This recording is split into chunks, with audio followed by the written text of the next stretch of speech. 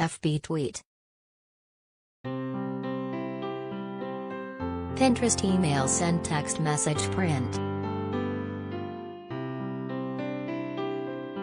Matthew McConaughey is doing what he can to help after this week's tragic school shooting that shook his hometown of Uvalde, Texas.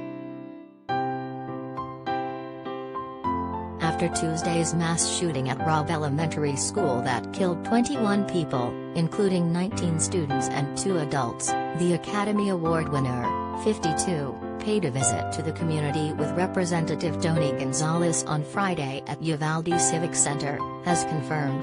During the visit, he met with families and those affected by the tragedy, including parents who lost their kids during the shooting. Thank you, Matthew, for helping to heal our community. Your visit brought so many smiling faces to Uvalde. See you soon, my friend, Gonzales, 41, wrote on Twitter, also sharing photos of the visit.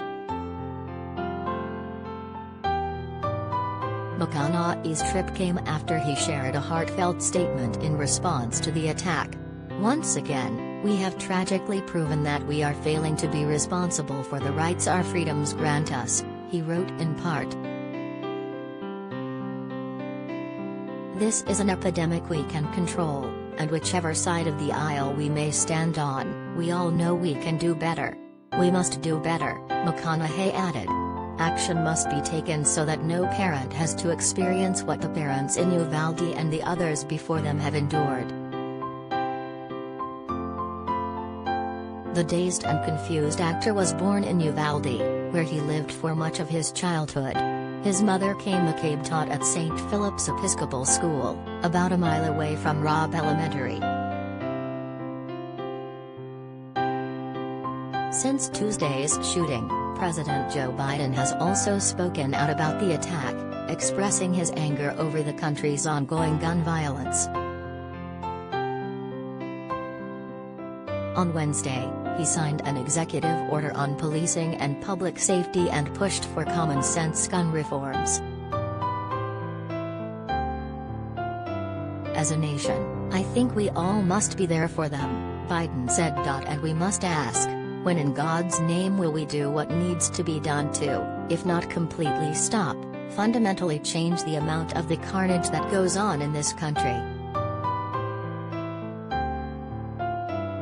The director of the Texas Department of Public Safety has said that Chief of Police Pete Arredondo made the wrong decision in not confronting the shooter until more than 40 minutes after he entered the school.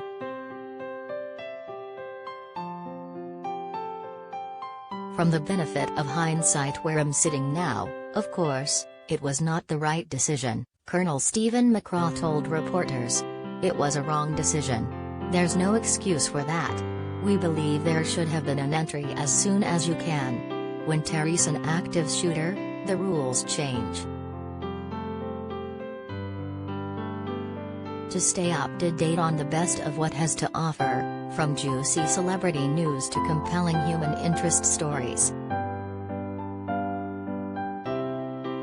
According to McCraw, the shooter barricaded himself inside a classroom that they believed was otherwise empty. All of the victims were reportedly found in that room.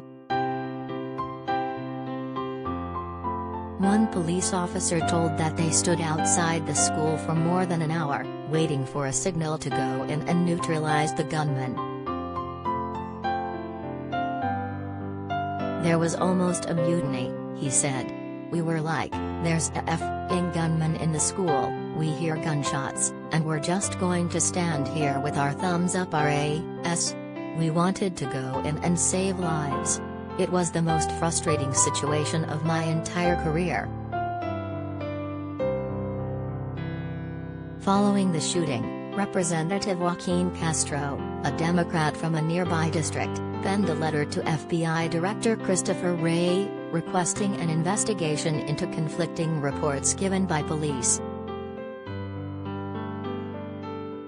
In the letter, Castro asked the Bureau to use its maximum authority to thoroughly examine the timeline of events and the law enforcement response. The shooter, who has been identified as Uvalde resident Salvador Ramos, 18, was found dead at the scene after abandoning his vehicle nearby and entering the school at around 11:30 a.m. local time. Before arriving at the school, Ramos shot his grandmother at her residence, and she was subsequently airlifted to a hospital.